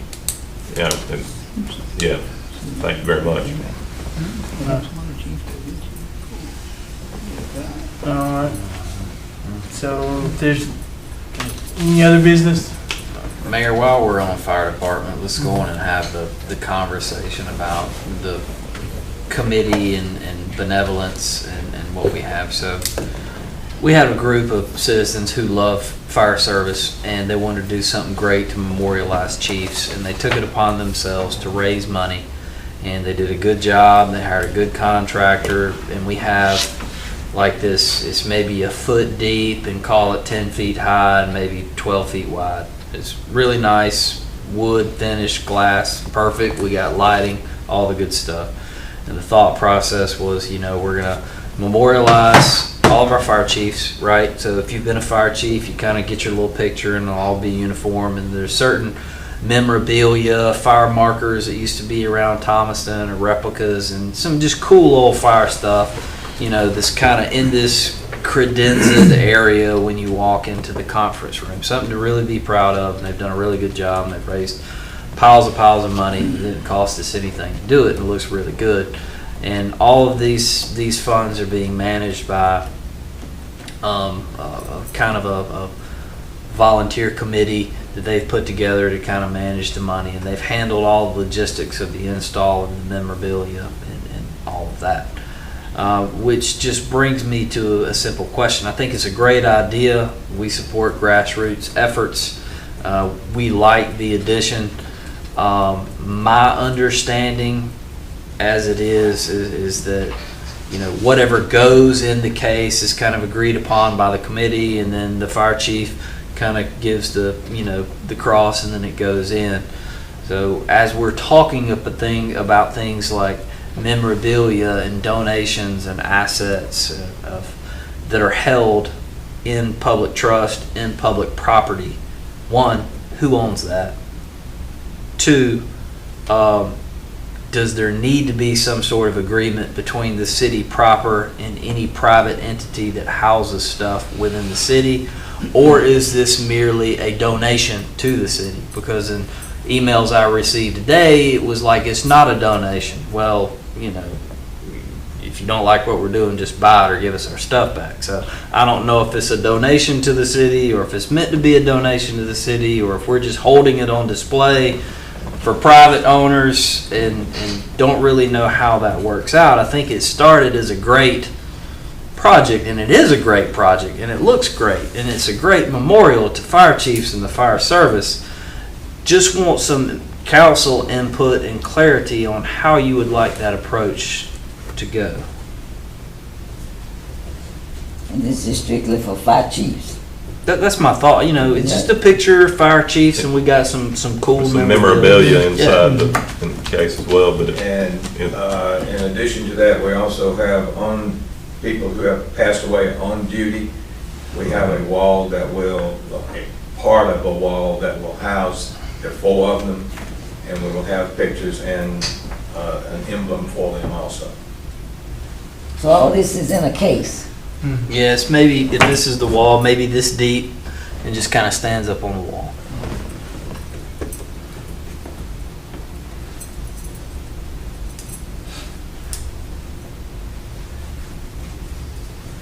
Did you talk to our current fire chief as it relates to this, and was she in? Yeah, she's been part of it from the start. Yeah, and I talked to her about the fire chief and the pictures, and I think she's been involved as far as, what all goes in that. I'm talking about ownership when feelings get hurt, who owns it?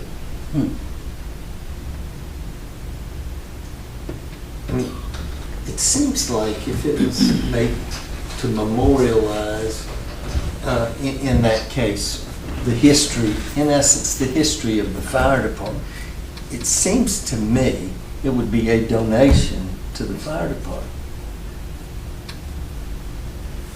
Can I ask Steve? Is that, You can ask, yeah, go ahead. is that what your thoughts was? That was kind of a, We want this, now, it's my understanding that part of the problem that we're having is control of visitation, one thing, because if we call this thing something that will allow the public to believe that they can come in and see it anytime they wish, that can't be.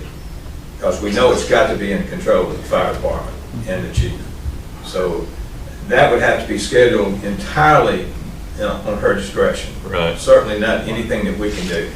What we want to, as a committee, what we want to be able to do is control what goes into the display. And we have done our best to talk with everybody that's involved. And so far, we seem like everything's going well. Questions have come up recently that I wish had been approached 7 months ago when we began, so we could get this out in the open earlier. But that didn't happen, so now we're faced with that, and we're at the point now where we've just about collected enough to fill that area, and we need to know what to do from this point on. And I'm in agreement that we're presenting this to the fire department. Now, there are going to be some things that are on loan that people did not want to give away to us, that will be on loan, that we will have in that display. But other than that, this is a gift, except for those things that will be on loan. And I guess it's probably not much different than, I would think, some of the things we got at the archives. I mean, I don't think the archive owns. Basically the same thing. The Right. archives is very much involved. That's right. So I think there's things there that the city does not own. The city and the county, I should say, is a joint project. But I don't think it's much any different than that. Is there a private committee that determines what goes in the archive? On Pettigrew Stamps House. Yeah, Yes. Same. yeah. So, I mean, this stuff is, they invited me to a couple meetings that I attended, and just to, like I said, Charles was my neighbor, and Charles invited me, and I went, and just to understand, and Chief was there on 1 or 2 occasions, and yeah, I mean, some of the things, I saw a couple of the fire emblems and things. I mean, it's just memorializing and paying a tribute to not only the fire chiefs, the fallen people on duty, as well as just displaying the history and memorabilia of the history of the fire department. Yes, in and the city of if Thomaston. there's It's a not- problem with how we're going to label this, we have no problem with calling it a tribute display, Yeah, it's- or anything you wish to call it. I understand that it has to be under the control of the fire department. I mean, if they have high school or Yeah. grammar school kids that want to come by and tour the department, that's at their discretion whenever they want to do it. we would like that to be a part of any presentation that they have at the new fire department. And one thing that's really a concern, I am totally for doing this, but if it gets to the point where you as a council decides that we can't, based on what we've done so far, we can't continue with this, our desire would be to get out of it entirely, let you maybe purchase what's there or whatever you want to do with it, we don't care, but we as a committee would prefer not to be involved unless we have your okay with it. So I don't know where you stand or how you feel about that, but that's the way we're feeling now. This is in the training room, right? Yes. Where it's located. And if none of you've seen it, go by and look. It looks good. It's a very nice display. It's done well. Absolutely. So my only thoughts and the questions that I posed were, if you have a private or a non-profit organization that's housing stuff in a public structure, there should be some sort of agreement between that private party and the government. There's no agreement, so there's no rules, there's no... And I think what he's saying is that it's, and again, if I'm understanding it correctly, this would be no different arrangement than we already have with the archives on some of the things that are on loan to the archives.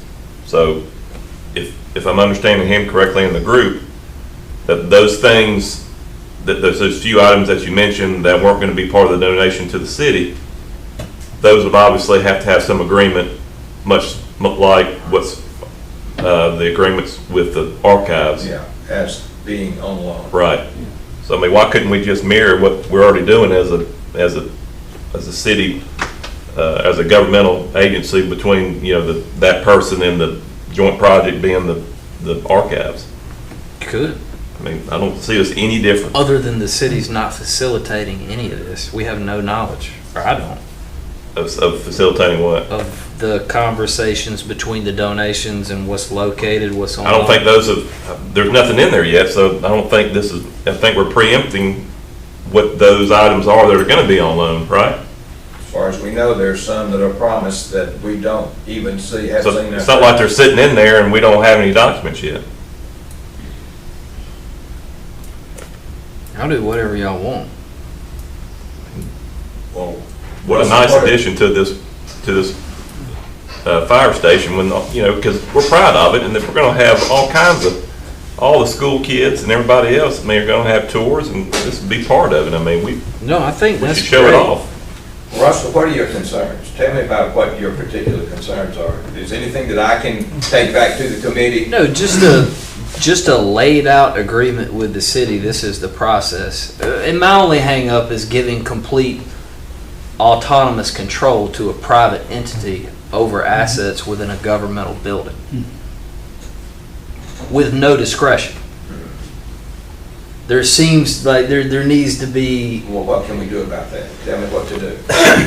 Well, I think we've already identified a process, so whatever the process that we're utilizing, like if a private citizen gives something to the archives and it's on loan, whatever we have already in existence, we'll just, replicate that. Can I come by to see you sometime in the Yeah. near future and look at that and see what that says? Yeah, I've never read it. I'm not familiar with it either.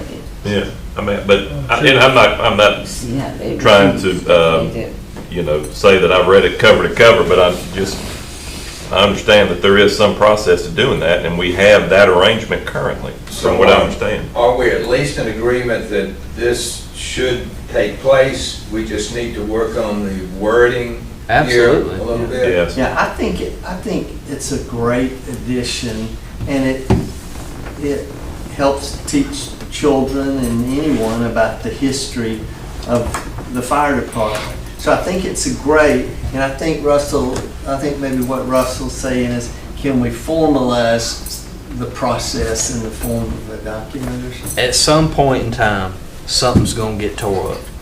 Yeah. That's why there's nothing in it. About that. At Or some point in time, something's somebody gonna get tore takes up. something out. Now, Or something's gonna get stolen. we have put locks on all of the cabinet portions of it.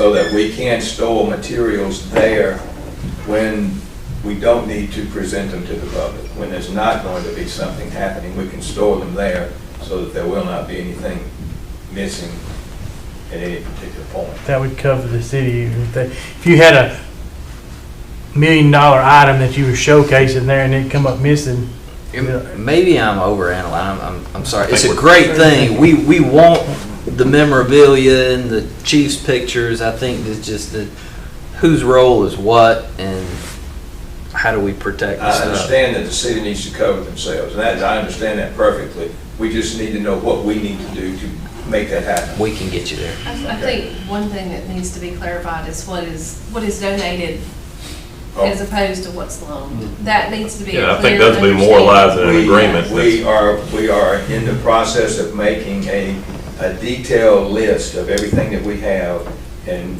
we will, on that list, it will be on a spreadsheet, we will have everything donated, those things donated will be annotated on that list. Perfect. We'll get a police committee. Yeah. Suits us, you want to look at that? But seriously, thank you for your donation. It's very nice. So, And I will say that Charles, I've never met a more passionate person about this than what Charles McDaniel was about getting this done and spearheading and that it. that was our biggest concern. He wanted it in the fire department. Yeah. And we knew that if something happened and we weren't able to leave it in the fire department, we wanted to put it somewhere. We didn't, that was a problem we were having, because that was his biggest, his strongest desire. Yeah, it makes perfect sense to be where it's at. Thank you.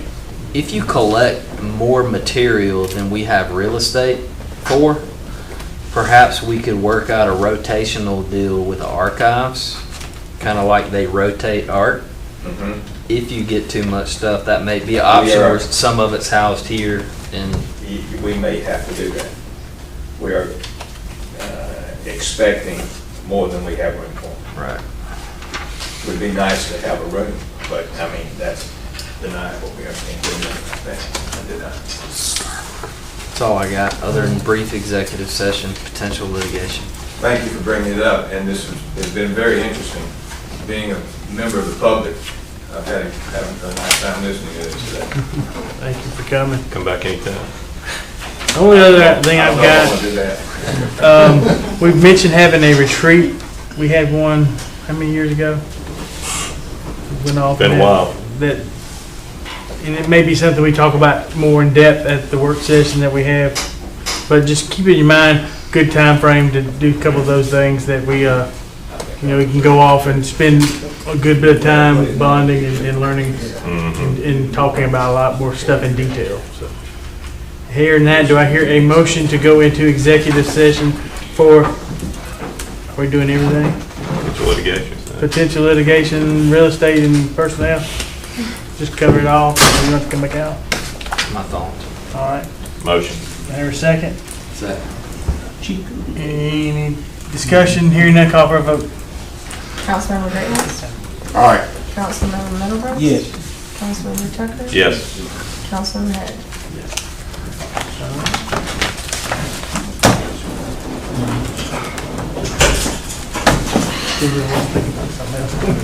Yeah.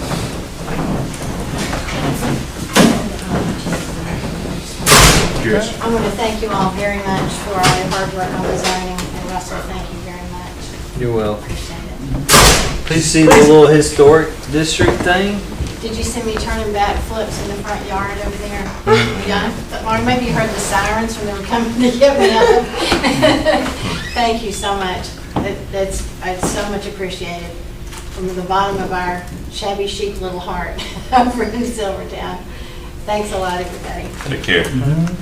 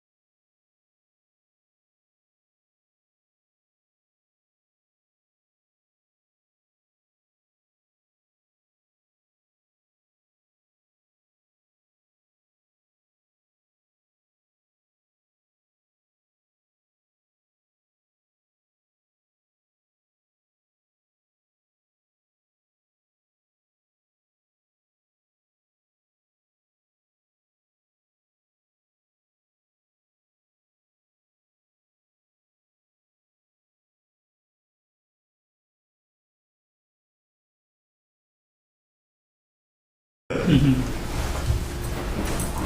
Cedar Towns. All right, we're live. All right, we're back in regular session. Do I hear a motion to adjourn? Second? Second. All in favor, let's go home.